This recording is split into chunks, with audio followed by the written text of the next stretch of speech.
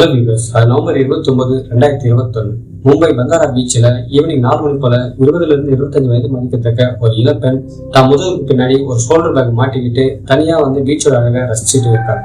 அவங்கள பார்க்கும்போது தெரியுது அவங்க ஒரு காலேஜ் போற ஸ்டூடெண்ட்னு. இருந்தாலும் அவங்க மட்டும் தனியா வந்திருக்கிறது கொஞ்சம் வித்தியாசமாக இருந்திருக்கு.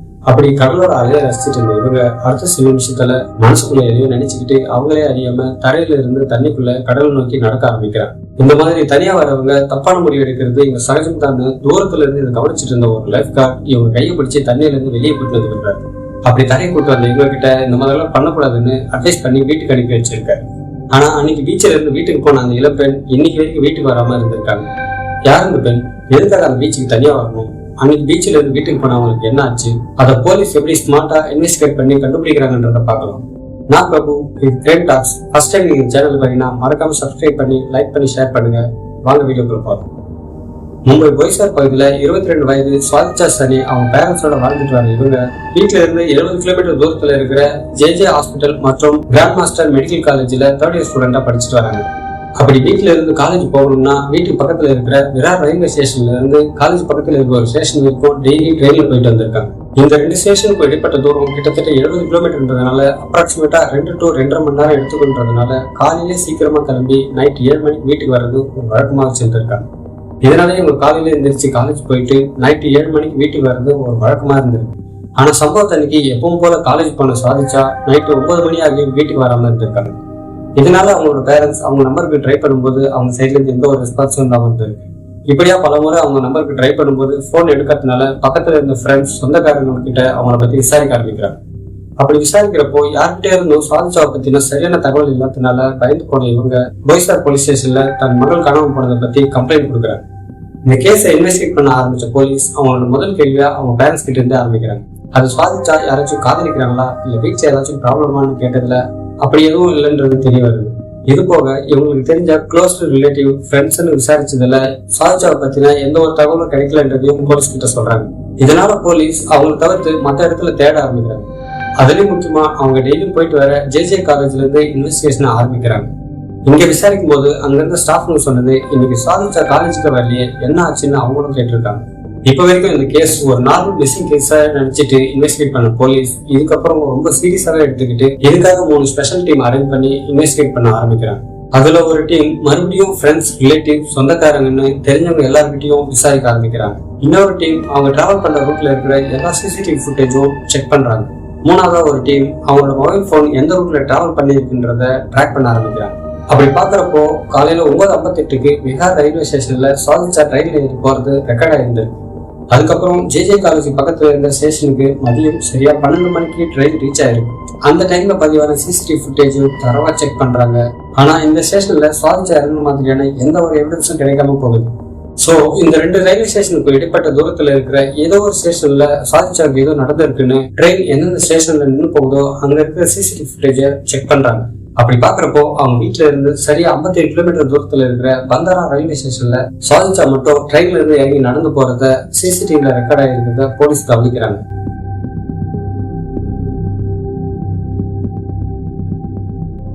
இப்போ இவங்க பின்தொடர்ந்து அடுத்தடுத்து இருக்கிற சிசிடிவி செக் பண்ணதுல பக்கத்துல இருந்த ஒரு ஆட்டோ ஸ்டாண்ட்ல ஒரு ஆட்டோல ஏறி இங்கே போறது தெரிய வருது. ஏற்கனவே போலீஸ் கிட்ட இருந்த சாதிச்சோட போட்டோவை குறிப்பிட்ட அந்த ஆட்டோ ஸ்டாண்ட்ல காட்டி இந்த பெண்ணை யாராச்சும் பாத்திருக்கீங்களான்னு கேட்க அங்க இருந்த ஒரு ஆட்டோ டிரைவர் நான் தான் இவங்களை இங்க இருந்து கூட்டிட்டு போயிட்டு பந்தாரா பாகிஸ்தான் பீச்சில இறக்கி விட்டுதான் சொல்றாரு. அவர் இறக்கி விட்டுதா சொன்ன அந்த டைம்ல பீச்சுக்கு போற வழியில இருக்கிற கடைகள்ல இருக்கிற சிசிடிவி ஃபுட்டேஜ் செக் பண்ணதுல ஆட்டோ டிரைவர் சொன்னது உண்மைதான்னு தெரிய வருது. அதே போல அவர் இறக்கி விட்ட இடம் பீச்சை ஒட்டி பகுதின்றதுனால பக்கத்துல கடையோ இல்ல சிசிடிவியோ இல்லாததுனால இதுக்கப்புறம் அவங்களை ட்ரேஸ் பண்றது ரொம்பவே சேலஞ்சிங்கா இருந்திருக்கு.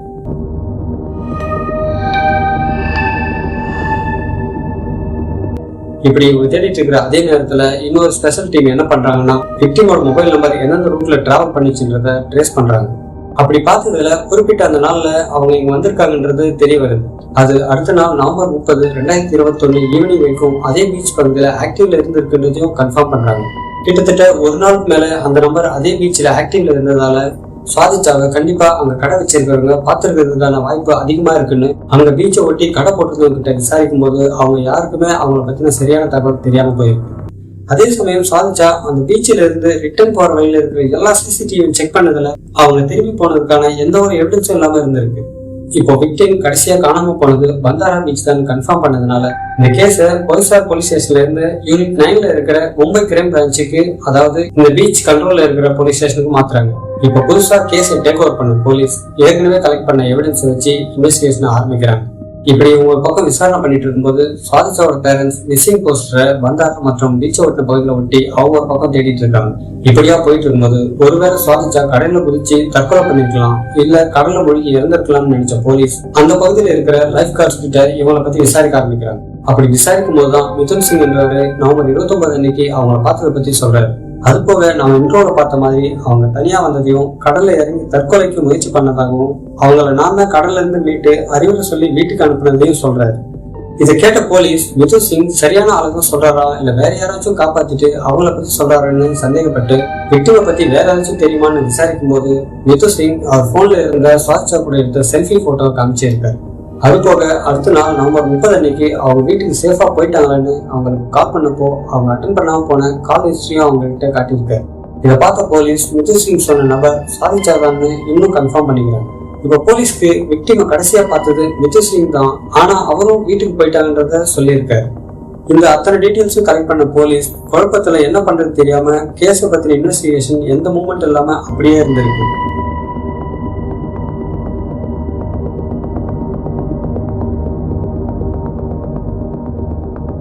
இனி என்ன பண்ணலாம்னு யோசிச்ச போலீஸ் மறுபடியும் சுவாதிச்சாவோட மொபைல் நம்பரை அதே பீச் பகுதியில் மட்டும் இருந்த மூமெண்ட்டை இன்ச் பை இன்ச்சா ட்ரேஸ் பண்ண ஆரம்பிக்கிறாங்க. அப்படி பார்க்கும்போது சரியான நைட்டு 3:45 மணி வரைக்கும் சுவாதிச்சாவோட நம்பர் கூடவே இன்னும் 2 நம்பர் இருந்திருக்கு. அதுவும் ஆள் நடமாட்டம் இல்லாத பீச்சை ஒட்டின பாறைகள் இருக்கிற இடத்துல ரொம்ப நேரமா இருந்திருக்குன்றதையும் கண்டுபிடிக்கிறாங்க. இப்படியா இந்த கேஸை பத்தின இன்வெஸ்டிகேஷன் இந்த ஸ்டேஜுக்கு வரது கிட்டத்தட்ட 1.5 வருஷத்துக்கு மேல ஓடிடுது. அந்த 2 நம்பரோட டீட்டெயில்ஸ் கலெக்ட் பண்ண போலீஸ் அதுல ஒண்ணு மிதுன் சிங், இன்னொன்னு அப்துல் அன்சாரின்னு தெரிய வருது. ஏற்கனவே மிதுன் சிங் சுவாதிச்சாவை பார்த்ததை பத்தி சொன்னதும் இவங்களோட அப்பான்னு நினைச்ச போலீஸ் விக்டிம் காணாம போனதுல இவனுக்கு ஏதோ தொடர்பு இருக்குன்னு மறுபடியும் கூப்பிட்டு அவனை விசாரிக்கிறாங்க. அப்படி விசாரிக்கும் போது ஏற்கனவே போலீஸ் கிட்ட சொன்ன அதே ஸ்டோரிய மறுபடியும் சொல்லியிருக்கான். தப்பு பண்ண எந்த கிரிமினல் தான் அவன் செஞ்ச தப்பா ஒத்துக்கிட்டு இருக்கான். இதனால போலீஸ் அவங்க ஸ்டைல என்கொயரி பண்றாங்க. அப்படி அவங்க என்கொயரி பண்ண மெத்தட தாங்க முடியாத மிதுன் சிங் ஒரு ஸ்டேஜ்ல சுவாதிச்சாவை நான் தான் கொலை பண்ணேன்னு கன்ஃபர்ஸ் பண்றான். அதுல அப்துல் அன்சார் எப்படி இன்வால்வ் ஆனான்னு அவன் சொன்ன ஸ்டேட்மெண்ட் இதுதான்.